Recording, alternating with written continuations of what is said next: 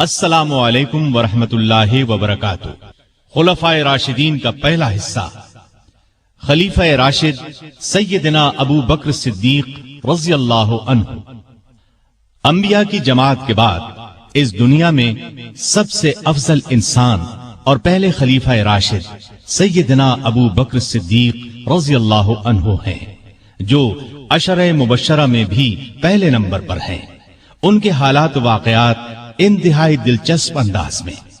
کچھ واقعات ایسے بھی ہوتے ہیں جن میں انسان ڈوب کر رہ جاتا ہے اور ختم ہونے تک ابھرتا نہیں۔ تو آئیے ابتدا کرتے ہیں پہلے خلیفہ راشد، خلیفہ رسول سیدنا ابو بکر صدیق رضی اللہ عنہ سے۔ الذین آمنوا باللہ ورسلہ هم الصدیقون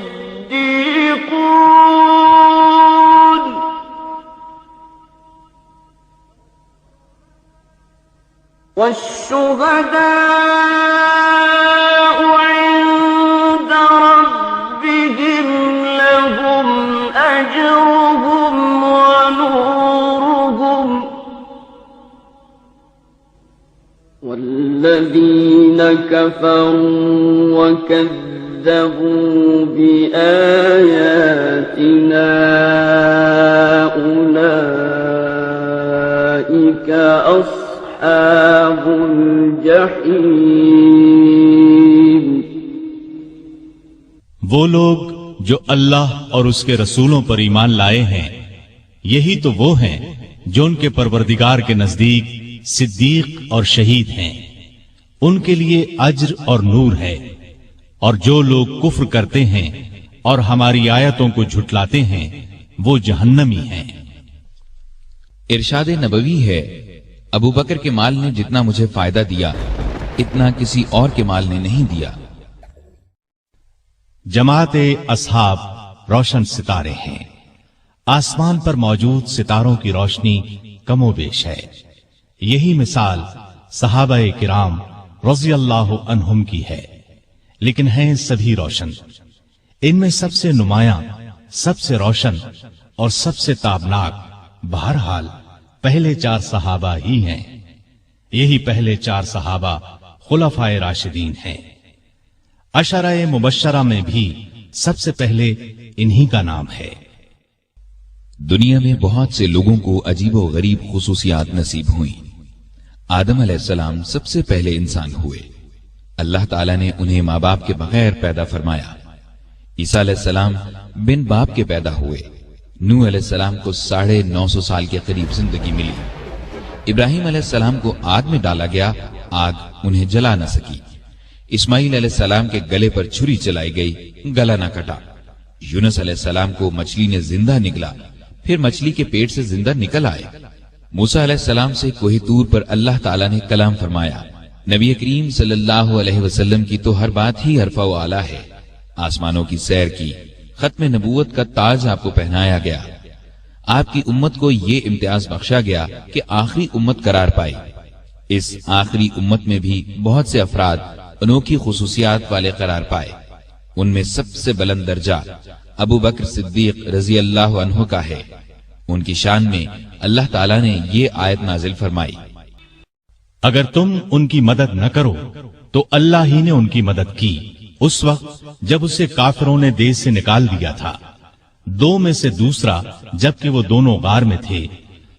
جب یہ اپنے ساتھی سے کہہ رہے تھے کہ غم نہ کر، اللہ ہمارے ساتھ ہے، پس جناب باری نے اپنی طرف سے تسکین اس پر نازل فرما کر ان لشکروں سے اس کی مدد کی جنہیں تم نے دیکھا ہی نہیں۔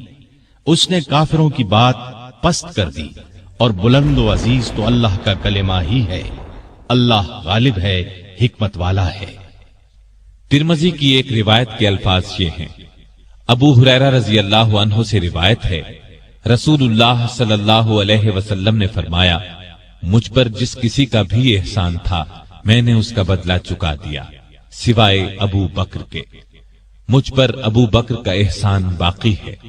اس کا بدلہ اللہ تعالی ہی قیامت کے دن عطا کرے گا، اور مجھے کسی کے مال نے اتنا نفع نہیں دیا جتنا ابو بکر کے مال نے نفع دیا۔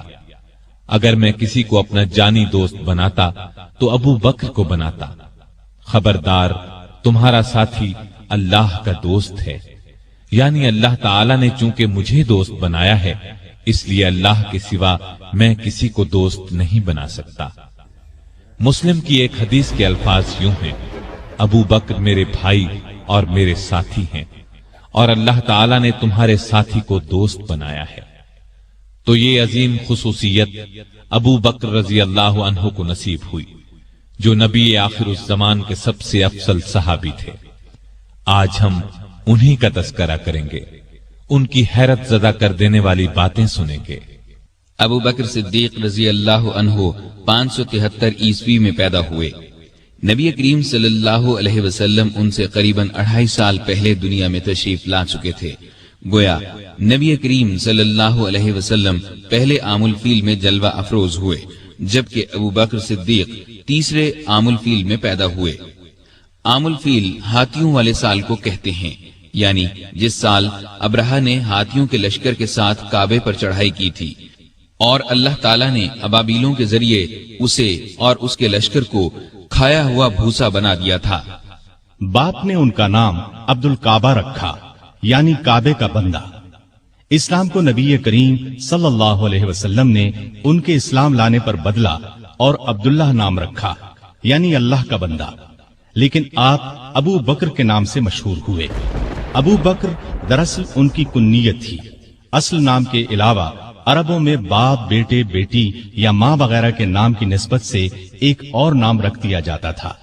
یہ نام کسی خوبی کی بنا پر بھی رکھا جاتا تھا۔ ابو بکر کے کسی بیٹے کا نام بکر نہیں تھا۔ ان کی اچھی عادت اور نیکی کے کاموں میں آگے رہنے کی وجہ سے لوگوں نے ان کی کنیت ابو بکر رکھ دی تھی۔ بکر کا ایک مطلب پہل کرنا بھی ہے، گویا وہ نیکی کے کاموں میں پہل کرتے تھے۔ ان کی یہ کنیت اس قدر مشہور ہوئی کہ اصل نام سے بہت کم لوگ واقف ہیں۔ انہوں نے چونکہ ہر موقع اور ہر مرحلے پر نبی کریم صلی اللہ علیہ وسلم کی تصدیق کی کہ آپ سچے رسول ہیں اور جو کچھ آپ فرماتے ہیں بالکل سچ ہوتا ہے، اسی طرح ہر حالت میں، دکھ میں بھی اور سکھ میں بھی انہوں نے نبی کریم صلی اللہ علیہ وسلم کا ساتھ دیا، اسی لیے صدیق کے لقب سے مشہور ہوئے۔ خود رسول اللہ صلی اللہ علیہ وسلم نے انہیں صدیق کے لقب سے یاد فرمایا۔ صدیق سے مراد ہے نہایت سچا، سچائی کے خلاف ہر برائی کے مقابلے میں ڈٹ جانے والا۔ چنانچہ ابو بکر صدیق ہر موقع پر سچے ثابت ہوئے، لہذا صدیق کہلائے۔ ان کا ایک لقب عتیق بھی ہے۔ عتیق کا مطلب ہے آزاد۔ آپ نے انہیں دیکھ کر ایک بار فرمایا، تم اللہ کی طرف سے دوزخ سے آزاد ہو۔ ایک اور موقع پر آپ نے فرمایا، جسے زمین پر دوزخ سے آزاد کیے ہوئے شخص کو دیکھنا ہو وہ ابو بکر کو دیکھ لے۔ اس لحاظ سے ان کا ایک لقب عتیق ہوا۔ ان کا ایک مشہور لقب یار غار بھی ہے۔ وہ غار ثور میں آپ کے ساتھ تھے، جیسا کہ آپ ابھی آیت اور اس کا ترجمہ سن چکے ہیں، تفصیلات آگے آئیں گی۔ آپ خاندان تیم سے تھے۔ قریش کی کئی شاخیں تھیں، ان میں سے ایک کا نام بنو ہاشم تھا۔ نبی کریم صلی اللہ علیہ وسلم بنو ہاشم سے تھے۔ ایک شاخ کا نام بنو تیم تھا، ابو بکر صدیق رضی اللہ عنہ اس سے تھے۔ بنو تیم بھی بہت باعزت خاندان تھا۔ 7ویں پشت میں آپ کا نسب رسول اللہ صلی اللہ علیہ وسلم سے جا ملتا ہے۔ وہ اس طرح کے قبیلہ قریش کے مرہ کے 2 بیٹے کلاب اور تیم تھے۔ کلاب کی اولاد سے نبی کریم صلی اللہ علیہ وسلم پیدا ہوئے اور تیم کی اولاد سے ابو بکر صدیق رضی اللہ عنہ پیدا ہوئے۔ ابو بکر صدیق کے والد کا نام عثمان بن عامر تھا اور ان کی کنیت ابو قحافہ تھی۔ یہ بھی اپنی کنیت ہی سے مشہور تھے۔ کامیاب اور خوشحال تاجر تھے۔ مکے کے لوگ انہیں بہت عزت کی نگاہ سے دیکھتے تھے۔ انہوں نے مکہ فتح ہونے کے بعد اسلام قبول کیا۔ اس وقت ان کی عمر 90 سال کے قریب تھی۔ بینائی جاتی رہی تھی۔ 14 ہجری میں 97 سال کی عمر میں وفات پائی۔ ابو بکر رضی اللہ عنہ کی والدہ کا نام سلمہ بنت سخر تھا، ان کی کنیت ام الخیر تھی، یہ بھی بنو تیم سے تھیں، اپنے شوہر ابو قحافہ کے چچا کی بیٹی تھی۔ انہوں نے نبی کریم صلی اللہ علیہ وسلم کی مدینے ہجرت سے چند سال پہلے اسلام قبول کیا، لمبی عمر پائی اور ابو قحافہ کے وفات کے کچھ عرصے بعد فوت ہوئیں۔ ابو بکر کے دو بھائیوں کا ذکر بھی تاریخ کی کتابوں میں ملتا ہے، دونوں بچپن میں فوت ہو گئے تھے۔ دو بہنیں بھی تھیں، ام فروا اور قریبہ۔ ام فروا کی شادی اشعث بن قیس سے اور قریبہ کی شادی مشہور صحابی قیس بن سعد سے ہوئی تھی۔ ابو بکر صدیق رضی اللہ عنہ پیدا ہوئے تو ہر طرف شرک کی تاریکیاں چھائی ہوئی تھیں، لوگ پتھر اور لکڑی کے بتوں کی پوجا کرتے تھے۔ ابو بکر بچپن ہی سے ذہین اور بہت نیک تھے، ہوش سنبھالا تو ماں باپ کو بتوں کی پوجا کرتے دیکھا، لیکن کسی نے ابو بکر کو بتوں کی پوجا کرتے نہ دیکھا، نہ کسی نے انہیں مجبور کیا۔ اس وقت عرب میں لکھنے پڑھنے کا رواج نہیں تھا، بہت تھوڑے لوگ لکھنا پڑھنا جانتے تھے۔ ابو بکر پڑھے لکھے لوگوں میں سے تھے، شاید انہوں نے بچپن ہی میں لکھنا پڑھنا سیکھ لیا تھا، لڑنے کا طریقہ اور ہتھیاروں کا استعمال بھی سیکھا تھا، اور تجارت کرنے کے گر بھی سیکھ لیے تھے۔ وہ کبھی نشے والی چیز کے قریب نہیں گئے، نہ کسی برے کام میں کبھی حصہ لیا۔ جوان ہوئے تو خوبیاں اور نکھر گئیں۔ 18 سال کی عمر میں تجارت کا پیشہ اختیار کیا۔ وہ یمن، شام اور عراق وغیرہ جاتے، وہاں سے کپڑا خرید کر لاتے اور فروخت کرتے۔ بہت جلد اپنی سچائی اور دیانت کی وجہ سے دوسرے تاجروں کو پیچھے چھوڑ گئے، دولت مند ہو گئے۔ مکے کے رئیسوں میں ان کا شمار ہونے لگا۔ جتنے دولت مند تھے اتنے ہی سخی، نرم دل اور لوگوں کے ہمدرد تھے۔ بھوکوں کو کھانا کھلاتے، ننگوں کو کپڑے پہناتے، بیواؤں اور یتیموں کی مدد کرتے۔ کسی کو مصیبت میں دیکھتے تو فوراً اس کی مدد کو پہنچتے۔ عام لوگوں کے ساتھ بہت محبت اور شفقت سے پیش آتے، کبھی جھوٹ نہیں بولتے تھے، شراب اور بتوں سے نفرت کرتے تھے۔ اس زمانے میں جو بے شمار دوسری برائیاں پھیلی ہوئی تھیں ان سے بھی دور رہتے تھے۔ عربی زبان کے بہت اچھے عالم تھے، کبھی کبھار شعر بھی کہہ لیتے تھے۔ عرب میں یہ بات بہت خوبی کی سمجھی جاتی تھی۔ قریش کی مختلف شاخوں اور دوسرے قبیلوں کے رسم و رواج اور حسب و نسب کو جاننے والا ان سے بڑھ کر کوئی نہیں تھا۔ قتل کے مقدمات کے فیصلے وہی کرتے تھے۔ نیکی، پرہیزگاری، دیانتداری، نرم مزاجی، ملنساری اور دوسری خوبیوں کی وجہ سے مکے کے سب لوگ ان کی دل سے عزت کرتے تھے۔ کسی معاملے میں کوئی مشکل پیش آ جاتی تو مشورے کے لیے انہی کے پاس آتے تھے۔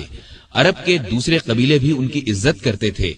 تجارت کے لیے دوسرے ملکوں کا سفر کرتے تو عرب کے اکثر قبیلوں سے واسطہ پڑتا تھا، وہ سب انہیں ایک معزز اور نیک تاجر خیال کرتے تھے۔ یہی وہ زمانہ تھا جب ان کی دوستی نبی کریم صلی اللہ علیہ وسلم سے ہو گئی، اور یہ دوستی روز بروز گہری ہوتی چلی گئی۔ دونوں ایک دوسرے کو بہت چاہنے لگے تھے، کئی تجارتی سفر بھی ایک ساتھ کیے۔ پھر وہ وقت بھی آیا جب رسول اللہ صلی اللہ علیہ وسلم ہر روز صبح شام ان کے گھر تشریف لے جانے لگے۔ اس طرح وہ مکے کے تمام لوگوں سے بڑھ کر آپ صلی اللہ علیہ وسلم کے اخلاق اور بے مثال خوبیوں سے واقف ہو گئے۔ اسلام لانے سے پہلے تک ان کا یہی رنگ رہا، یہاں تک کہ 38 سال کی عمر کو پہنچ گئے۔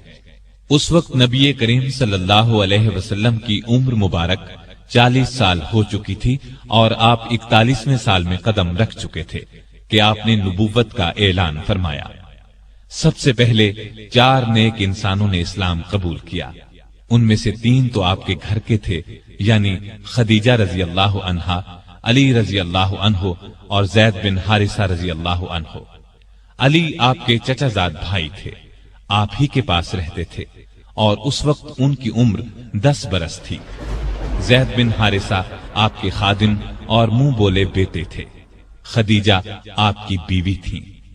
گھر سے باہر کے لوگوں میں سب سے پہلے ابو بکر صدیق رضی اللہ عنہ نے اسلام قبول کیا، گویا مردوں میں بھی سب سے پہلے یہی اسلام لائے۔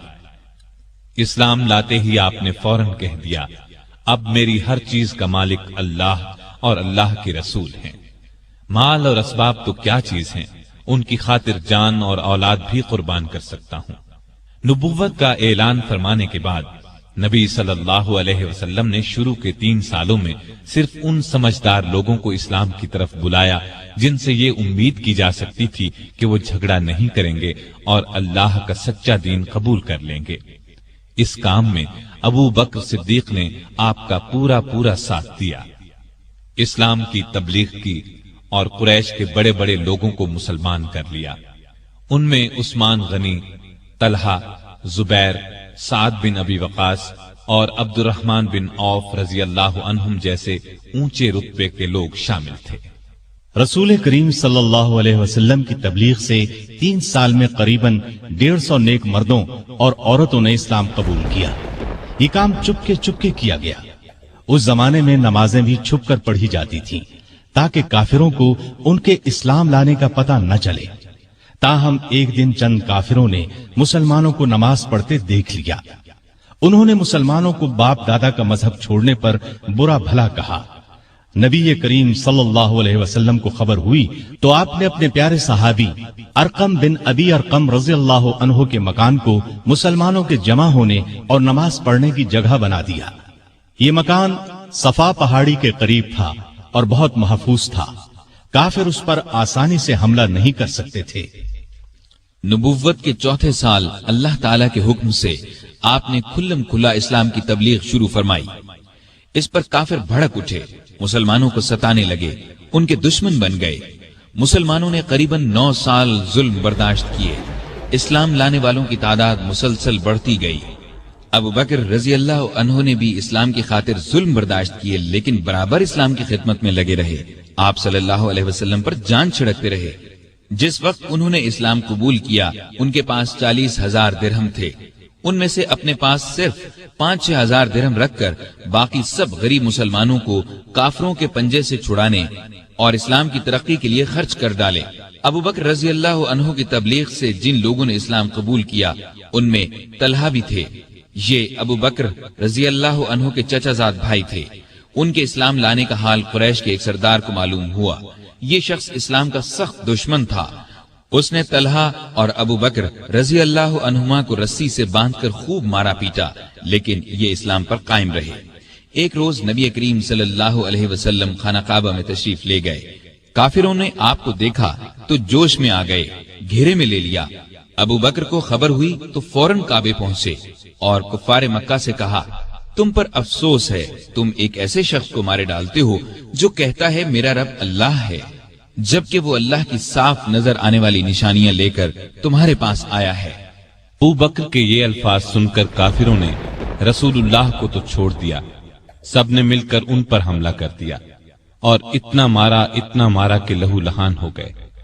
یہ مار کھاتے جاتے تھے اور کہتے جاتے تھے، اے عزت اور شان والے اللہ، تیری ذات بہت برکت والی ہے۔ آخر بے ہوش ہو کر گر پڑے۔ ان کے قبیلے والوں کو پتہ چلا تو دوڑے آئے، اٹھا کر گھر لے گئے۔ عائشہ رضی اللہ عنہا فرماتی ہیں کہ ابا جان کو زخمی حالت میں گھر لایا گیا تو حالت یہ تھی کہ سر پر جس جگہ ہاتھ لگتا وہاں سے بال جھڑ جاتے۔ بہت دیر بعد انہیں ہوش آیا تو سب سے پہلے ان کی زبان سے یہ الفاظ نکلے، رسول اللہ صلی اللہ علیہ وسلم کا کیا حال ہے؟ اس وقت وہاں قبیلے کے ایسے لوگ بھی موجود تھے جو اسلام نہیں لائے تھے۔ انہیں یہ الفاظ سن کر بہت غصہ آیا، کہنے لگے، تم پر افسوس ہے، اس حالت میں بھی محمد کا خیال نہیں چھوڑتے۔ جب یہ لوگ چلے گئے تو انہوں نے اپنی ماں سے پھر وہی سوال پوچھا۔ ماں نے کہا، مجھے ان کا کچھ حال معلوم نہیں۔ اس پر وہ بولے، جا کر خطاب کی بیٹی ام جمیل سے پوچھیں۔ ام جمیل کا نام فاطمہ تھا، عمر فاروق رضی اللہ عنہ کی بہن تھی۔ اس وقت مسلمان ہو چکی تھی لیکن کافروں سے اپنا اسلام چھپا رکھا تھا۔ ابو بکر کی والدہ نے جا کر ان سے کہا، میرا بیٹا محمد کا حال پوچھ رہا ہے۔ تو فاطمہ ان کے ساتھ ان کے گھر گئیں۔ ابو بکر کی حالت دیکھ کر چیخ پڑی اور بولی، اللہ کی قسم، جن لوگوں نے آپ کے ساتھ یہ سلوک کیا ہے وہ سخت کافر ہیں، برے لوگ ہیں۔ مجھے امید ہے اللہ ان سے بدلہ ضرور لے گا۔ ابو بکر نے کہا، رسول اللہ صلی اللہ علیہ وسلم کا کیا حال ہے؟ जमील ने उनके कान में कहा, आपकी वालिदा सुन रही हैं। ये उन्होंने इसलिए कहा कि उनकी वालिदा उस वक्त तक ईमान नहीं लाई थी। इस पर वो बोले, तुम उनकी फिक्र न करो, उनसे कोई खतरा नहीं। तब उन्होंने बताया, नबी करीम सल्लल्लाहु अलैहि वसल्लम बिल्कुल खैरियत से हैं और दार अरकम में हैं। वो सुनकर बोले, अल्लाह की कसम, मैं उस वक्त तक कुछ खाऊंगा न पीऊंगा जब तक रसूलुल्लाह सल्लल्लाहु अलैहि वसल्लम को देख न लूंगा। आखिर रात की तारीकी में उम्मे जमील उन्हें रसूल करीम सल्लल्लाहु अलैहि वसल्लम के पास ले गई। आपने अबू बकर की हालत देखी तो आंखों में आंसू आ गए। आपने झुककर अबू बकर की पेशानी चूमी। इस मौका पर अबू बकर ने अपनी वालिदा के मुसलमान होने की ख्वाहिश जाहिर की। आप सल्लल्लाहु अलैहि वसल्लम ने दुआ की और वालिदा ने उसी वक्त इस्लाम कबूल कर लिया।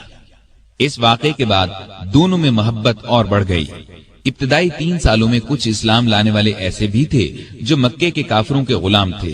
उन काफिरों को जब अपने गुलामों के इस्लाम लाने का पता चला तो उन गरीबों पर जुल्म के पहाड़ तोड़ने लगे। अबू बकर रजी अल्लाह अन्हु को जब उन पर मजालिम के बारे में मालूम हुआ तो अपनी दौलत खर्च करके उन गुलामों को आजाद करवाने लगे। उन्होंने अपने माल से जिन गुलामों को आजाद कराया उनके नाम ये हैं: बिलाल बिन रिबाह रजी अल्लाह अन्हु, ये उमैया बिन खल्फ के गुलाम थे। वो उन्हें तपती रेत पर लिटाता और सीने पर पत्थर की सिल रख देता था, लेकिन ये अल्लाह एक है, अल्लाह एक है पुकारते रहते। हमामा रजी अल्लाह अन्हा को भी आजाद कराया। ये बिलाल रजी अल्लाह अन्हु की वालिदा थी। आमिर बिन फुहैरा रजी अल्लाह अन्हु तुफैल बिन हारिस के गुलाम थे। उम्मे यमस रजी अल्लाह अन्हा कुरैश के खानदान बनु जोहरा की लौंडी थी। काफिर उन पर बहुत जुल्म करते थे। अबू फुकैहा रजी अल्लाह अन्हु बनु अब्दुद्दार या सफवान बिन उमैया के गुलाम थे। उन्हें बेड़ियां पहनाकर रेत पर औंधा लिटाया जाता था, कमर पर भारी पत्थर रखा जाता था। लहजिया और उनकी बेटी लबीना, जिन्नीरा, इन सब को अबू बकर ने खरीद कर आजाद किया। अबू बकर रजी अल्लाह अन्हो के वालिद अबू कुहाफा रजी अल्लाह अन्हो उस वक्त तक ईमान नहीं लाए थे। बेटे को इस तरह दौलत लुटाते देखकर एक दिन बोले, बेटा मैं देख रहा हूं तुम जिन लोगों को आजाद करवाने पर पैसा खर्च कर रहे हो वो बहुत कमजोर हैं। तुम मजबूत लोगों को आजाद कराते तो वो तुम्हारे काम आते। इस पर अबू बकर ने जवाब दिया, मैंने इन गरीबों को अपने फायदे के लिए नहीं, अल्लाह को राजी करने के लिए आजाद कराया है, वही इसका बदला देगा। ये बात सुनकर उनके वालिद खामोश हो गए। काफिरों का जुल्म जब हद से बढ़ा तो नबी करीम सल्लल्लाहु अलैहि वसल्लम ने मुसलमानों को हबशा की तरफ हिजरत करने का मशवरा दिया। कुछ मुसलमान हिजरत कर गए। अबू बकर ने भी अपना वतन छोड़ा, लेकिन रास्ते में कबीला कारा के सरदार रबिया बिन रफी मिले। वो अपनी अमान में उन्हें वापस मक्के ले आए, इसलिए कि वो अबू बकर को बहुत पसंद करते थे। मक्के में दाखिल होकर रबिया ने ऐलान कर दिया कि अबू बकर उनकी पनाह में हैं। कुरैश ने इस शर्त पर उनकी पनाह मंजूर कर ली कि अबू बकर अपने घर के अंदर जिस तरह चाहें इबादत करें, घर से बाहर न करें, न ऊंची आवाज से कुरान पढ़ें। उन्होंने ये बात मान ली, लेकिन उनका दिल बहुत नर्म था। जब घर में कुरान पढ़ते तो बेइख्तियार रोने लगते। उनके रोने की आवाज सुनकर लोग घरों से निकल आते। रास्ता चलते लोग रुक जाते और कुरान सुनने लगते। मक्के के काफिरों ने जब ये देखा तो रबिया से शिकायत की। रबिया ने उनकी शिकायत अबू बकर के आगे रखी। इस पर अबू बकर ने उनकी पनाह वापस कर दी और फरमाया, मैं अपने अल्लाह की पनाह पर राजी हूं।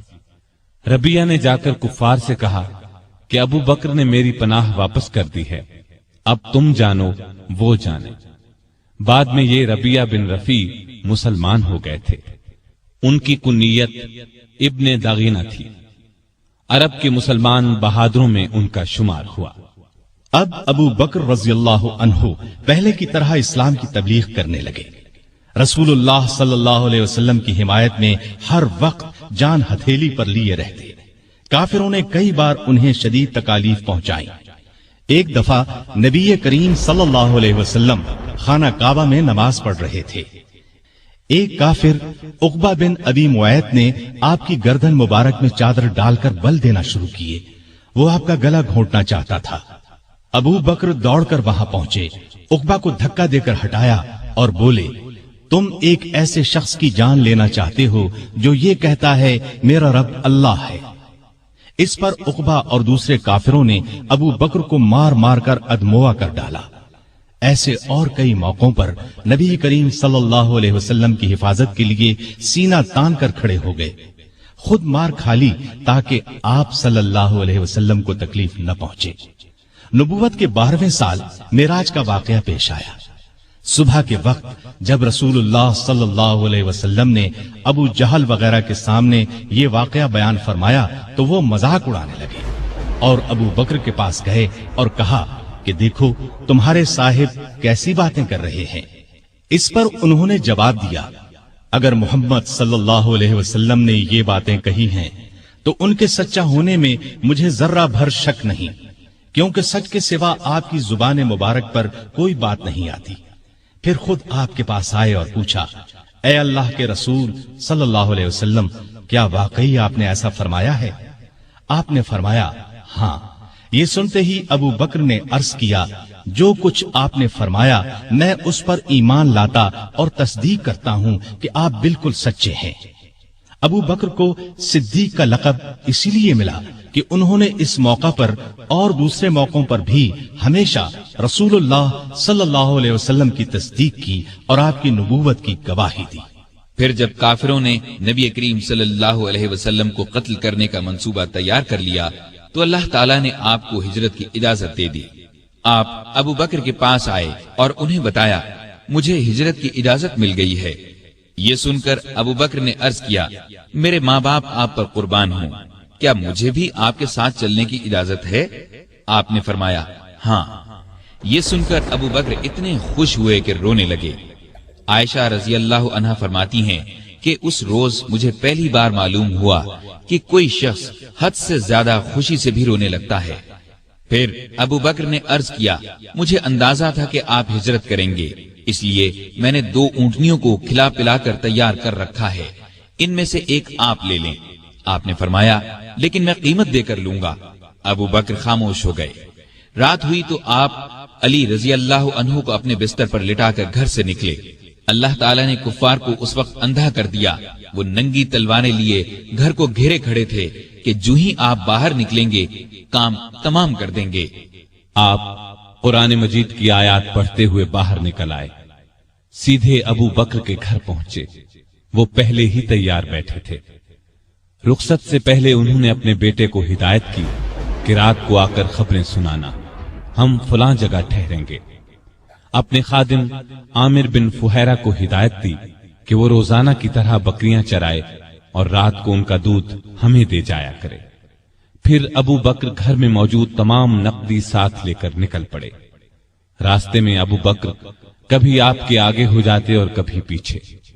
آپ صلی اللہ علیہ وسلم نے وجہ پوچھی تو عرض کیا، جب مجھے خطرہ ہوتا ہے کہ آگے سے کوئی دشمن نہ آ جائے تو آپ کے آگے چلنے لگتا ہوں، پیچھے سے کوئی خطرہ محسوس کرتا ہوں تو پیچھے ہو جاتا ہوں. اس طرح دونوں غار ثور میں پہنچے. یہ مکے کے جنوب مشرق میں قریباً 5 کلومیٹر پر ہے.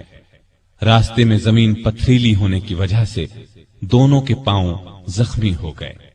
ابو بکر رضی اللہ عنہ آپ کی تکلیف برداشت نہ کر سکے.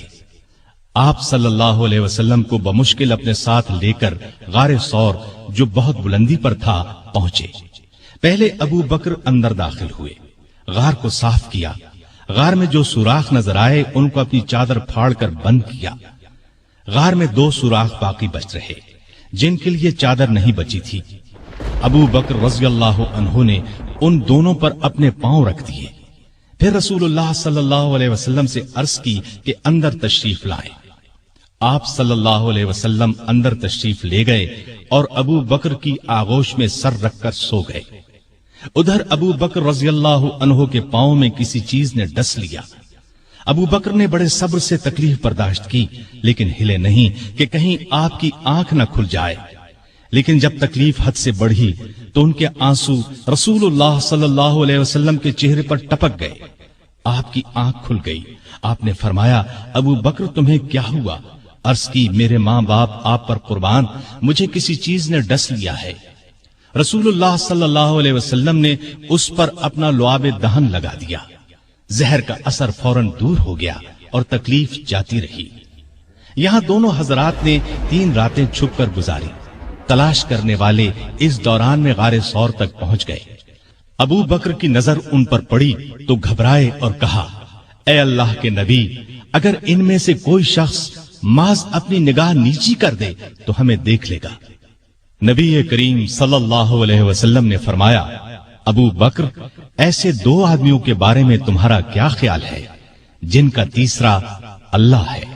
إذ هما في الغار إذ يقول لصاحبه لا تحزن إن الله معنا فأنزل الله سكينته عليه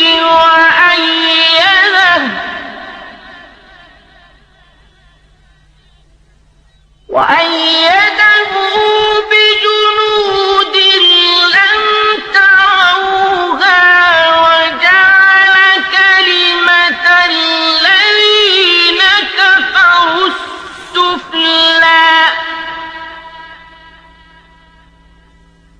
وكلمة الله هي العليا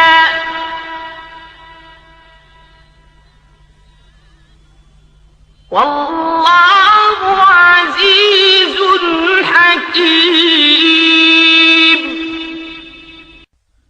اس وقت اللہ نے کافروں کی آنکھوں پر پردہ ڈال دیا، وہ غار کے اندر نہ دیکھ سکے. آپ نے 3 راتیں اور 3 دن غار میں قیام فرمایا. عامر بن فہیرہ دودھ پہنچاتے رہے. آپ کی بیٹی اسما رات کو کھانا پہنچاتی رہی اور عبداللہ رضی اللہ عنہ دن بھر کی خبریں بھی سناتے رہے. گویا ابو بکر کا گھرانہ خدمت میں لگا رہا. تیسری رات غار سے روانہ ہوئے. عامر ساتھ چلے. عبداللہ عریقت نامی ایک شخص کو اجرت پر راستہ دکھانے کے لیے ساتھ لے لیا. اس طرح یہ آگے چلے. ادھر مکے کے کافر آپ کی تلاش میں نکلے کیونکہ گھر میں انہیں علی رضی اللہ عنہ ملے تھے. پہلے وہ ابو بکر رضی اللہ عنہ کے گھر پہنچے. وہ وہاں نہ ملے تو کافروں نے اعلان کیا جو شخص محمد یا ابو بکر کو پکڑ کر لائے گا اسے ہر ایک کے بدلے 100 اونٹ انعام میں دیے جائیں گے. قبیلہ بنو مدلج کا سردار سراقہ یہ اعلان سن کر ہتھیار لگا کر آپ کی تلاش میں گھوڑے پر روانہ ہوا. یہ بڑے ڈیل ڈول کا اور بہادر شخص تھا. تلاش کرتے کرتے ان حضرات کے نزدیک پہنچ گیا لیکن گھوڑے نے ٹھوکر کھائی. زمین پر گرا، دوبارہ سیدھا ہوا، پھر گرا. ادھر ابو بکر مڑ مڑ کر اس کی طرف دیکھ رہے تھے. بولے اے اللہ کے رسول، ہمارا پیچھا کرنے والا بہت قریب آ گیا ہے. اس پر نبی کریم صلی اللہ علیہ وسلم نے فرمایا لا تحزن ان اللہ معنا، غم نہ کر، اللہ ہمارے ساتھ ہے. اس کے ساتھ ہی سراقہ کا گھوڑا زمین میں دھنس گیا. یہ دیکھ کر وہ پکارا مجھے معاف کر دیجئے، میں آپ کو کوئی تکلیف نہیں پہنچاؤں گا. آپ نے دعا کی، گھوڑا نکل آیا. سراقہ نزدیک آیا، کافروں کے اعلان کے بارے میں بتایا. آپ نے اسے جانے کی اجازت دے دی اور اس سے کہا ہمارے بارے میں کسی کو نہ بتانا. وہ لوٹ گیا اور آپ اپنے ساتھی کے ساتھ آگے روانہ ہوئے. ادھر یثرب یعنی مدینہ کے لوگوں کو اطلاع مل چکی تھی. وہ آپ کا بے چینی سے انتظار کر رہے تھے. آپ 8 دن تک سفر کے بعد قباء کے قریب پہنچے. قباء مدینے سے 4 کلومیٹر کے فاصلے پر جنوب مغرب میں ایک گاؤں تھا. لوگوں کو آپ کی آمد کی خبر ملی تو اللہ اکبر کے نعرے لگاتے امٹ پڑے. ادھر رسول کریم صلی اللہ علیہ وسلم اور ابو بکر رضی اللہ عنہ سواری سے اتر کر ایک درخت کے نیچے بیٹھ گئے تھے. لوگ ابو بکر کو سلام کرتے رہے اس لیے کہ ان کے سر اور داڑھی کے بال سفید ہو گئے تھے. لوگ انہیں اللہ کا رسول سمجھے. نبی صلی اللہ علیہ وسلم پر دھوپ آئی تو ابو بکر نے آپ پر کپڑا تان کر سایہ کیا. تب لوگوں کو معلوم ہوا کہ اللہ کے رسول تو یہ ہیں. آپ صلی اللہ علیہ وسلم نے قباء میں مسجد بنوائی. چند دن ٹھہرنے کے بعد وہاں سے مدینے کی طرف روانہ ہوئے. ابو بکر اب بھی ساتھ تھے. مدینے میں آپ اور ابو بکر ابو ایوب انصاری کے ہاں قیام فرما ہوئے. اب آپ نے مدینے میں مسجد بنانے کا ارادہ فرمایا. مسجد کے لیے جو زمین خریدی گئی اس کی قیمت ابو بکر نے ادا کی. تمام مسلمانوں نے بڑھ چڑھ کر مسجد کی تعمیر میں حصہ لیا. ابو بکر بھی کسی سے پیچھے نہ رہے. پھر ابو بکر نے اپنے گھر کے باقی افراد کو بھی مکے سے مدینے بلا لیا. لیکن والد اور ایک بھائی نے ابھی اسلام قبول نہیں کیا تھا. وہ مکے ہی میں ٹھہرے رہے. ابو بکر رضی اللہ عنہ کی والدہ بھی بوڑھے شوہر کی وجہ سے وہیں رکی رہی. مدینے میں آپ نے اپنا کام یعنی کپڑے کی تجارت پھر سے شروع کر دی. لیکن زیادہ وقت نبی کریم صلی اللہ علیہ وسلم کی خدمت میں بسر کرنے لگے. آپ ہر جگہ رسول اللہ صلی اللہ علیہ وسلم کے ساتھ جاتے. ابو بکر صدیق رضی اللہ عنہ نے ہر طرح کے جہاد میں حصہ لیا. دین کی خاطر ہر قسم کی سختیاں برداشت کی. اپنا مال اللہ کے راستے میں بے دریغ خرچ کیا. جان کی بازی لگا کر اللہ اور اس کے رسول صلی اللہ علیہ وسلم کے دشمنوں سے لڑے. آپ غزوہ بدر میں شریک ہوئے. اس لڑائی سے پہلے آپ نے پرجوش انداز میں مسلمانوں سے کہا ہم آخری دم تک لڑیں گے. میدان جنگ میں نبی کریم صلی اللہ علیہ وسلم بہت دیر تک دعا کرتے رہے تو ابو بکر کا دل بھر آیا اور انہوں نے یہ الفاظ کہے اے اللہ کے رسول اب بس کیجئے. آپ بہت دعا مانگ چکے. اللہ آپ سے کیا ہوا وعدہ ضرور پورا فرمائے گا. لڑائی کے دوران جو کافر آپ صلی اللہ علیہ وسلم کی طرف بڑھتا ابو بکر فوراً اس پر حملہ آور ہوتے. ابو بکر کے بیٹے عبد الرحمن ابھی مسلمان نہیں ہوئے تھے. کافروں کے لشکر میں موجود تھے. کچھ عرصے بعد وہ اسلام لے آئے. اس وقت انہوں نے بتایا ابا جان بدر کی لڑائی میں آپ میری تلوار کے زد میں آئے تھے لیکن میں نے وار نہیں کیا تھا.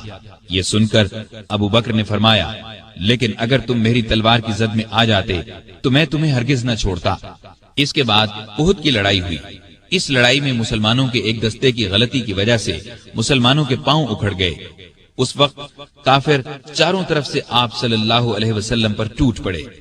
اس وقت جن چند جانثاروں نے آپ کے ساتھ دشمن کا مقابلہ کیا ان میں سے ایک ابو بکر رضی اللہ عنہ بھی تھے. خندق کی لڑائی میں ابو بکر فوج کا ایک دستہ لے کر خندق کے ایک حصے کی حفاظت کرتے رہے. بعد میں اس جگہ مسجد بنائی گئی جو مسجد صدیق کے نام سے مشہور ہوئی. بیعت رضوان کے موقع پر صلح کی چند شرائط مسلمانوں کو پسند نہ آئیں تو وہ ابو بکر کے پاس آئے اور اپنا خیال ظاہر کیا. ابو بکر نے ان سے فرمایا آپ اللہ کے رسول ہیں. جس طرح اللہ حکم دیتا ہے اسی طرح کرتے ہیں. اللہ ان کی مدد کرے گا. تم ان کی اطاعت کرتے رہو. اللہ کی قسم وہ حق پر ہیں. خیبر کی لڑائی میں بھی ابو بکر رضی اللہ عنہ ساتھ تھے. فتح مکہ کے موقع پر بھی ابو بکر ساتھ تھے. قریش میں اب مقابلے کی تاب نہیں تھی. آپ صلی اللہ علیہ وسلم نے انہیں معاف کر دیا. ابو بکر اپنے والد ابو قحافہ کو آپ کی خدمت میں لائے. وہ بہت بوڑھے ہو چکے تھے. بینائی بھی زائل ہو چکی تھی. ابو بکر نے خواہش ظاہر کی کہ وہ مسلمان ہو جائیں. آپ صلی اللہ علیہ وسلم نے ان کے سینے پر ہاتھ پھیرا اور فرمایا اسلام لے آئیے. انہوں نے اسی وقت کلمہ پڑھ لیا. غزوہ حنین کے موقع پر جب قبیلہ حوازن نے زبردست تیر اندازی کی تو مسلمانوں کی صفیں ٹوٹ گئیں. اس وقت جو صحابہ ثابت قدم رہے ان میں ابو بکر بھی تھے. غزوہ طائف میں ابو بکر کے بیٹے عبداللہ کو ایک تیر لگا. وہ زخمی ہو گئے. چند دن میں زخم ٹھیک ہو گیا لیکن پھر خراب ہو گیا اور وہ اسی زخم کی وجہ سے فوت ہوئے. تبوک کی لڑائی کے موقع پر لشکر کے لیے ہتھیاروں اور سواریوں کی بہت ضرورت تھی. آپ نے مسلمانوں سے فرمایا دل کھول کر مال اور سامان دیں. اس پر غریب امیر ہر مسلمان نے مال سامان اونٹ گھوڑے غلہ کھجوریں وغیرہ آپ کی خدمت میں ڈھیر کر دی. ابو بکر اپنے گھر کا تمام سامان اور ہر چیز لے آئے. नबी करीम सल्लल्लाहु अलैहि वसल्लम ने पूछा, अबू बकर बाल बच्चों के लिए क्या छोड़ा? उन्होंने अर्ज किया, उनके लिए अल्लाह और अल्लाह का रसूल काफी हैं। लड़ाई में आप सल्लल्लाहु अलैहि वसल्लम ने सारी फौज का इंतजाम अबू बकर रजी अल्लाह अन्हु के सुपुर्द किया। फौज का बड़ा झंडा भी उन्हीं को दिया। तबूक मदीने से 686 किलोमीटर दूर है। मुसलमान तकलीफें उठाते वहां पहुंचे। तबूक से वापसी के बाद हज के दिन करीब आए तो आप सल्लल्लाहु अलैहि वसल्लम ने अबू बकर को अमीर हज मुकर्रर फरमाया। उन्होंने लोगों को हज कराया। हिजरत के 10वें साल रसूल करीम सल्लल्लाहु अलैहि वसल्लम खुद हज के लिए मक्का तशरीफ ले गए। अबू बकर रजी अल्लाह अन्हु और हजारहा मुसलमान आपके साथ थे। आपका सामान अबू बकर की ऊंटनी पर लादा गया। 11 हिजरी में आपने एक लश्कर शाम भेजने के लिए तैयार किया। इस लश्कर का सरदार आपने अपने एक प्यारे नौजवान उसामा बिन जैद रजी अल्लाह अन्हु को मुकर्रर फरमाया। इस लश्कर को भेजने का मकसद ये था कि रूम के बादशाह से मूता की लड़ाई का बदला लिया जाए। मूता की लड़ाई 8 हिजरी में हुई थी और उसमें रूमी ईसाइयों के हाथों नबी करीम सल्लल्लाहु अलैहि वसल्लम के 12 प्यारे सहाबा शहीद हो गए थे। उनमें उसामा रजी अल्लाह अन्हु के वालिद जैद भी थे। इस लश्कर में अबू बकर रजी अल्लाह अन्हु भी शरीक थे। उन्होंने इस बात की परवाह तक नहीं की कि उनका सिपाह सालार 18-19 साल की उम्र का एक नौजवान है। दरअसल वो अल्लाह के सिपाही थे और जो बात अल्लाह के रसूल सल्लल्लाहु अलैहि वसल्लम को पसंद थी वही उन्हें भी पसंद थी। हज से वापसी पर नबी सल्लल्लाहु अलैहि वसल्लम ने मुसलमानों को ये खुतबा दिया, अल्लाह ने अपने एक बंदे को इख्तियार दिया कि चाहे तो दुनिया की नेमतों को कबूल कर ले और चाहे तो अल्लाह के पास जाकर उन नेमतों को कबूल करे जो वहां मिलने वाली हैं। तो उस बंदे ने अल्लाह के पास जाकर मिलने वाली नेमतों को कबूल किया है। ये खिताब सुनकर अबू बकर रज़ी अल्लाह अन्हु रोने लगे। वो समझ गए कि ये आप सल्लल्लाहु अलैहि वसल्लम ने अपने बारे में फरमाया है।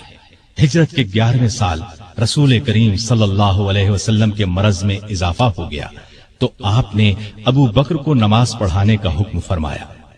अबू बकर नमाजें पढ़ाने लगे। इस दौरान में एक सुबह आपको इफाका महसूस हुआ तो आप सहारा लेकर मस्जिद में तशरीफ ले आए। अबू बकर ने पीछे हटना चाहा तो आपने इशारे से फरमाया, अपनी जगह पर रहो। फिर आपने उनके साथ बैठकर नमाज अदा की। हिजरत के 11वें साल 12 रबीउल अव्वल बरोज पीर आप सल्लल्लाहु अलैहि वसल्लम ने रहलत फरमाई। वो दिन अबू बकर की जिंदगी का सबसे बड़े सदमे का दिन था। उन्होंने नबी करीम सल्लल्लाहु अलैहि वसल्लम की पेशानी को बोसा दिया और फरमाया, मेरे माँ बाप आप पर कुर्बान, अल्लाह आप पर 2 मौतें जमा नहीं करेगा। जो मौत अल्लाह ने आपके लिए लिख दी वो आ चुकी, अब आप पर कभी मौत नहीं आएगी। उस वक्त सहाबा की हालत बहुत नाजुक थी। सैयदना उमर फारूक रजी अल्लाह अन्हु नंगी तलवार लिए ऐलान करते नजर आए, जो शख्स ये कहेगा कि रसूलुल्लाह सल्लल्लाहु अलैहि वसल्लम ने वफात पाई, मैं उसे जान से मार डालूंगा। अबू बकर ने उनकी ये तकरीर सुनी तो फरमाया, ए उमर, संभलो और चुप हो जाओ। फिर आपने लोगों के सामने तकरीर की, लोगों, जो शख्स मोहम्मद सल्लल्लाहु अलैहि वसल्लम को पूछता था वो जान ले कि मोहम्मद सल्लल्लाहु अलैहि वसल्लम वफात पा गए हैं, और जो अल्लाह को पूछता था वो समझ ले कि अल्लाह जिंदा है, वो कभी नहीं मरेगा। इन अल्फाज के बाद आपने कुरान मजीद की ये आयत तिलावत फरमाई, सल्लल्लाहु अलैहि वसल्लम सिर्फ रसूल ही हैं, उनसे पहले बहुत से रसूल आ चुके हैं। क्या अगर उनका इंतकाल हो जाए या शहीद हो जाएं तो तुम इस्लाम से अपनी एड़ियों के बल फिर जाओगे? और जो कोई फिर जाए अपनी एड़ियों पर तो हरगिज अल्लाह ताला का कुछ ना बिगाड़ेगा। अनकरीब अल्लाह ताला शुक्रगुजारों को नेक बदला देगा। अबू बकर रजी अल्लाह अन्हु की तकरीर सुनकर लोगों को यकीन आ गया कि रसूलुल्लाह सल्लल्लाहु अलैहि वसल्लम वाकई उनसे जुदा हो चुके हैं। आपकी वफात के बाद मुसलमानों ने मुत्तफिक़ा तौर पर जनाब अबू बकर सिद्दीक को खलीफा चुन लिया। खलीफा बनाए जाने के बाद उन्होंने ये खुतबा दिया, लोगों, अल्लाह की कसम, मैंने कभी तुम्हारा अमीर बनने की ख्वाहिश नहीं की। तुमने एक ऐसा बोझ मुझ पर डाल दिया है جس کے اٹھانے کی طاقت میں اپنے اندر نہیں پاتا، اور اللہ کی مدد کے بغیر اس کو نہیں سنبھال سکتا۔ میں تم سے بہتر نہیں، اگر سیدھے راستے پر چلوں تو میری مدد کرنا، اور اگر غلطی کروں تو مجھے درست کر دینا۔ یاد رکھو، سچائی امانت ہے اور جھوٹ خیانت۔ تم میں سے جو کمزور ہے وہ میرے نزدیک طاقتور ہے، یہاں تک کہ اس کا حق دلوا دوں، اور تم میں سے جو طاقتور ہے وہ میرے نزدیک کمزور ہے، یہاں تک کہ اس سے دوسروں کا حق وصول کر لوں۔ جو قوم اللہ کی راہ میں جہاد چھوڑ دیتی ہے وہ ذلیل کر دی جاتی ہے، اور جس قوم میں بے حیائی پھیل جاتی ہے اس پر اللہ کا عذاب نازل ہوتا ہے۔ جب تک میں اللہ اور اس کے رسول صلی اللہ علیہ وسلم کی اطاعت کروں تم میرا حکم مانو، اور جب میں اللہ اور اس کے رسول کی نافرمانی کروں تو تم پر میرا حکم ماننا فرض نہیں۔ اب نماز کے لیے کھڑے ہو جاؤ، اللہ تم پر رحم فرمائے۔ خلیفہ بننے کے بعد ابو بکر نے جو سب سے پہلا حکم جاری کیا وہ یہ تھا کہ اسامہ کے لشکر کو شام جانے کے لیے تیار ہو جانا چاہیے۔ مجاہدین فوراً جمع ہونے لگے۔ اسی اثنا میں خبریں آنے لگیں کہ عرب کے بہت سے قبیلوں نے زکوٰۃ ادا کرنے سے انکار کر دیا ہے۔ یہ لوگ ابھی تھوڑا عرصہ پہلے ہی مسلمان ہوئے تھے۔ بعض لوگوں نے نبی ہونے کا جھوٹا دعویٰ کر کے ہزارہا لوگوں کو بے وقوف بنا ڈالا۔ لوگ ان کے گرد جمع ہو گئے۔ یہ حالات دیکھ کر بعض صحابہ نے سیدنا صدیق اکبر کو مشورہ دیا کہ ان حالات میں اسامہ کے لشکر کو بھیجنا مناسب نہیں، بہتر یہ ہے کہ اس کو روک دیا جائے تاکہ دشمن مدینے پر حملہ کریں تو ان کا مقابلہ کیا جا سکے۔ لیکن ابو بکر نے یہ مشورہ ماننے سے انکار کر دیا اور فرمایا، اللہ کی قسم، اگر مدینہ اس طرح آدمیوں سے خالی ہو جائے کہ درندے اور کتے مجھے پھاڑ کھائیں، تب بھی میں اس لشکر کو شام جانے سے نہیں روکوں گا جس کو رسول اللہ صلی اللہ علیہ وسلم نے شام جانے کا حکم فرمایا تھا۔ اب بعض صحابہ نے یہ مشورہ دیا کہ لشکر کا سپہ سالار نو عمر اسامہ کی جگہ کسی عمر رسیدہ تجربہ کار صحابی کو بنا دیا جائے۔ یہ سن کر ابو بکر کو غصہ آ گیا۔ انہوں نے فرمایا، یہ تم کیسا مشورہ دے رہے ہو؟ جس شخص کو رسول اللہ صلی اللہ علیہ وسلم نے لشکر کا امیر بنایا، میں اس کی جگہ کسی اور کو امیر مقرر کروں، ایسا ہرگز نہیں ہوگا۔ پھر ابو بکر رضی اللہ عنہ لشکر کو رخصت کرنے کے لیے خود مدینے سے باہر مقام جرف پر پہنچے، دور تک انہیں چھوڑنے گئے۔ اسامہ گھوڑے پر سوار تھے اور ابو بکر ان کے ساتھ پیدل چل رہے تھے۔ اسامہ نے عرض کیا، اے رسول اللہ کے خلیفہ، یا تو آپ بھی گھوڑے پر سوار ہو جائیں یا مجھے گھوڑے سے اتر کر پیدل چلنے دیں۔ ابو بکر نے فرمایا، نہ تو میں سوار ہوں گا نہ تمہیں گھوڑے سے اترنے دوں گا۔ اگر کچھ دیر کے لیے میرے قدموں پر اللہ کی راہ کا غبار پڑ جائے تو اس سے میری شان میں کوئی کمی نہیں آ جائے گی۔ پھر آپ نے لشکر کو رخصت کیا، انہیں دعا دی۔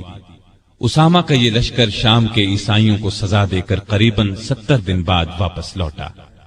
نبی صلی اللہ علیہ وسلم کی وفات کے بعد کچھ قبیلے اسلام سے پھر گئے، کچھ نے زکوٰۃ دینے سے انکار کر دیا اور کچھ نے جھوٹی نبوت کا اعلان کر دیا۔ یہ سب ارتدادی فتنے تھے، یعنی یہ مرتد ہو گئے تھے۔ ابو بکر رضی اللہ عنہ نے ان سب کے خلاف جہاد کیا۔ پہلے آپ نے زکوٰۃ نہ دینے والوں سے جنگ کی، انہیں شکست دی۔ پھر خالد بن ولید اور دوسرے سپہ سالاروں کے لشکر جھوٹے نبیوں کی طرف روانہ کیے۔ مسیلمہ کذاب سب سے بڑا جھوٹا نبی تھا۔ خالد بن ولید کے لشکر نے اسے شکست فاش دی۔ اس لڑائی کو یمامہ کی لڑائی کہا جاتا ہے۔ مسیلمہ بھی اس جنگ میں مارا گیا۔ 10,000 مرتد ہلاک ہوئے۔ مسلمانوں کے لشکر میں سے 1,000 شہید ہوئے۔ اس طرح مرتدوں کی کمر ہمیشہ کے لیے ٹوٹ گئی، ہر طرف امن قائم ہو گیا، اور یہ سب ابو بکر کی غیر معمولی ایمانی طاقت، ہمت اور شجاعت کی وجہ سے ممکن ہوا۔ اس کے بعد آپ کا ایک خاص کارنامہ یہ ہے کہ آپ نے قرآن کو ایک جگہ جمع کروایا، کیونکہ اس وقت قرآن مجید مختلف جگہوں پر لکھا ہوا تھا۔ یمامہ کی لڑائی میں سینکڑوں حفاظ صحابہ شہید ہو گئے تھے، اس لیے ضرورت محسوس ہوئی کہ قرآن کو ایک جگہ جمع کر دیا جائے، چنانچہ یہ کام کیا گیا۔ اس کے بعد ابو بکر روم اور ایران کی طرف متوجہ ہوئے۔ روم اور ایران اس وقت دنیا کی دو بڑی سلطنتیں تھیں۔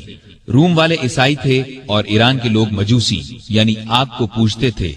دونوں ہی مسلمانوں کے دشمن تھے۔ نبی کریم صلی اللہ علیہ وسلم نے اپنی زندگی مبارک میں آس پاس کے ملکوں کے بادشاہوں کے نام اسلام کے پیغامات ارسال فرمائے تھے۔ ایک خط ایران کے بادشاہ خسرو پرویز کو بھی بھیجا گیا تھا۔ اس نے آپ کا خط پھاڑ دیا تھا۔ آپ نے یہ خبر سن کر فرمایا تھا اللہ اس کے ملک کے ٹکڑے ٹکڑے کرے۔ پھر خسرو پرویز کے بیٹے نے اسے قتل کر ڈالا۔ اس کے بعد ایرانی آپس میں لڑنے لگے۔ ایسے میں ابو بکر رضی اللہ عنہ خلیفہ بن گئے تو انہوں نے خالد بن ولید کو سپہ سالار بنا کر ایران کی طرف روانہ کیا۔ خالد بن ولید رضی اللہ عنہ کی ایرانیوں سے 15 کے قریب لڑائیاں ہوئیں۔ ان سب میں اللہ نے انہیں فتح عطا کی۔ اس کے بعد روم کی باری آئی۔ روم کی طرف 4 لشکر روانہ کیے۔ ان کے سپہ سالار ابو عبیدہ بن جراح، یزید بن ابی سفیان، شرحبیل بن حسنہ اور عمر بن عاص مقرر فرمائے۔ ان چاروں لشکروں میں 27,000 کے قریب مجاہدین تھے۔ یہ چاروں مختلف راستوں سے شام پر حملہ آور ہوئے۔ ساتھ ہی ابو بکر نے خالد بن ولید کو حکم بھیجا کہ وہ بھی ان لشکروں کی مدد کے لیے پہنچیں۔ خالد بن ولید شام کے اسلامی لشکر سے آ ملے اور کمان اپنے ہاتھ میں لے لی۔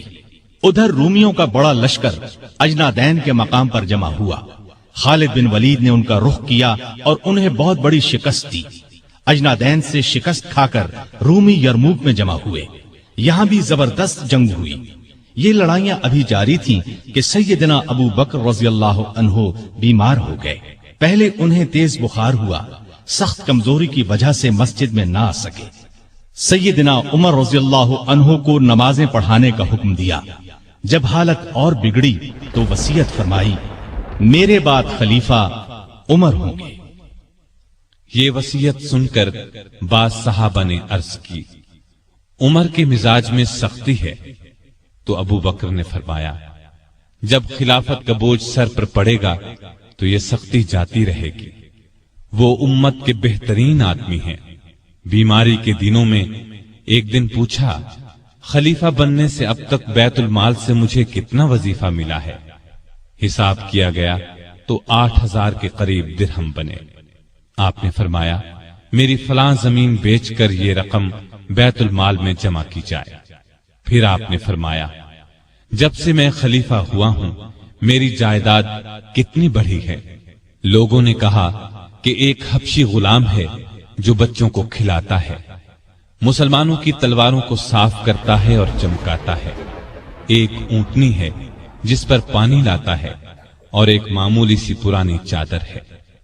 یہ سن کر فرمایا میرے مرنے کے بعد یہ سب چیزیں نئے خلیفہ عمر کے پاس پہنچا دی جائیں۔ ایک وصیت یہ کی کہ میری قبر رسول اللہ صلی اللہ علیہ وسلم کی قبر کے پاس بنائی جائے۔ اپنے کفن کے بارے میں فرمایا جو کپڑے میرے بدن پر ہیں انہی میں کفن دیا جائے۔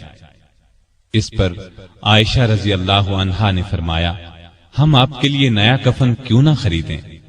جواب میں فرمایا مردوں سے زیادہ نئے کپڑوں کی ضرورت زندوں کو ہے۔ یہ بھی فرمایا نبی صلی اللہ علیہ وسلم کی وفات پیر کو ہوئی تھی، آج پیر ہے، مجھے امید ہے کہ میری موت بھی آج ہی ہوگی۔ چنانچہ 22 جمادی الاخر ہجرت کے 13ویں سال پیر کے دن ابو بکر رضی اللہ عنہ اس دنیا سے رحلت کر گئے۔ کفن دفن ان کی وصیت کے مطابق ہوا۔ وفات کے وقت عمر 63 سال تھی۔ خلافت کی مدت 2 سال 3 ماہ 11 دن ہے۔ خلیفہ بننے سے پہلے کپڑے کی تجارت کرتے تھے۔ جس روز خلیفہ بنائے گئے اس سے اگلے روز کپڑے کے تھان کندھے پر رکھ کر بازار کی طرف نکلے۔ عمر نے دیکھا تو عرض کی اگر آپ تجارت کرتے رہے تو مسلمانوں کے کام کون سر انجام دے گا؟ اس طرح مسلمانوں کے مشورے سے آپ کا وظیفہ مقرر ہوا۔ یہ اتنا تھا جتنا ایک عام آدمی کا خرچ ہوتا ہے۔ وفات کے وقت یہ بھی اپنی زمین فروخت کر کے بیت المال میں جمع کرانے کی وصیت کر دی۔ اس وصیت کے مطابق جب یہ رقم بیت المال میں جمع کرانے کے لیے سیدنا عمر فاروق کی خدمت میں لائی گئی تو عمر رو پڑے۔ آپ کی شکل نورانی، قد درمیانہ، جسم دبلا پتلا، رنگ گورا تھا، لباس بہت سادہ پہنتے، عبادت کا بہت شوق تھا، دن کو روزہ رکھتے، رات کو قیام کرتے، تلاوت کے وقت اتنا روتے کہ داڑھی تر ہو جاتی، قرآن اور حدیث کے بہت بڑے عالم تھے۔ آپ سے مروی 42 احادیث ہیں، لکھنا پڑھنا بھی جانتے تھے، مختلف اوقات میں 5 شادیاں کی، 3 بیٹے اور 3 بیٹیاں تھیں۔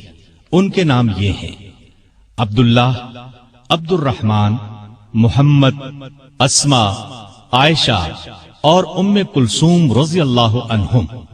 گھر والوں سے بہت محبت کرتے تھے، لیکن سب سے زیادہ نبی کریم صلی اللہ علیہ وسلم سے محبت کرتے تھے۔ اس محبت کا الفاظ میں بیان ناممکن ہے۔ ہر وقت اپنی جان نبی کریم صلی اللہ علیہ وسلم پر قربان کرنے کے لیے تیار رہتے تھے۔ آپ صلی اللہ علیہ وسلم بھی ہر وقت انہیں اپنے ساتھ رکھتے، کوئی بات ان سے چھپا کر نہیں رکھتے تھے۔ آپ صلی اللہ علیہ وسلم کی خدمت میں صحابہ جڑ کر بیٹھتے تھے، لیکن ابو بکر کے لیے جگہ چھوڑ دی جاتی تھی۔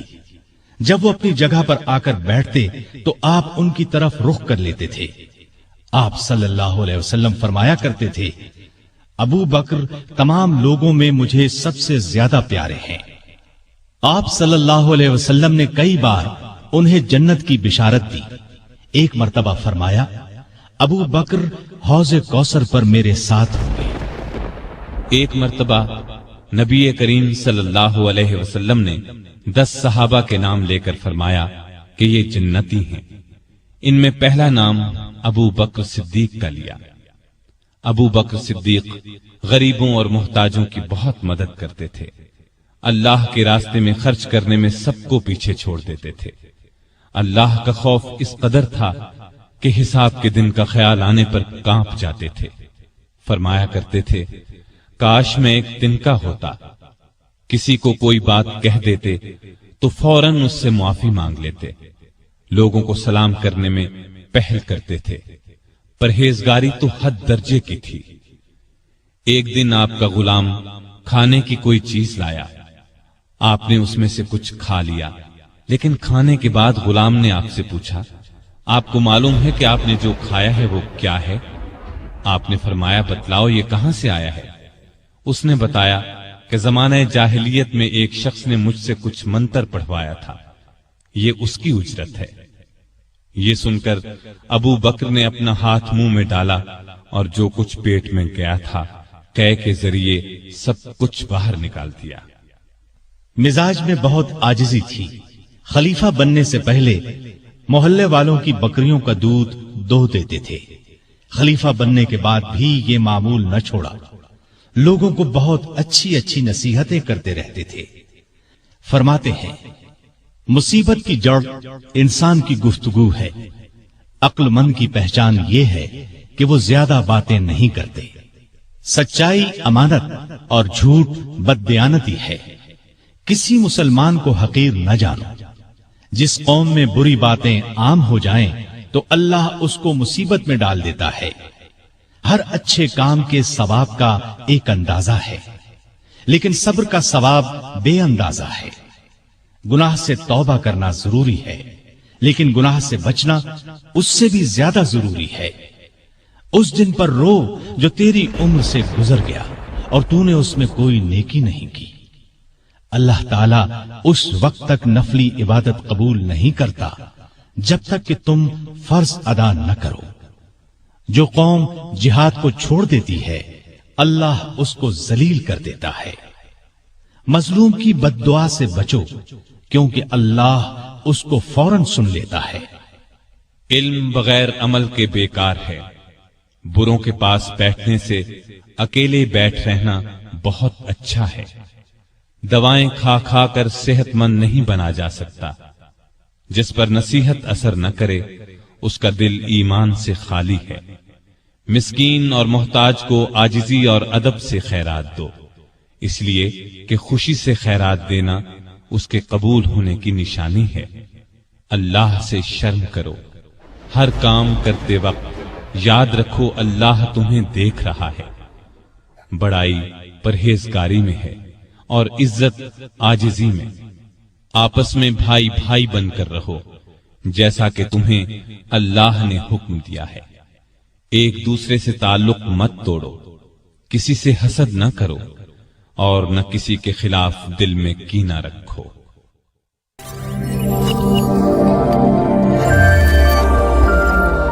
Like, subscribe and click on bell icon to get notified.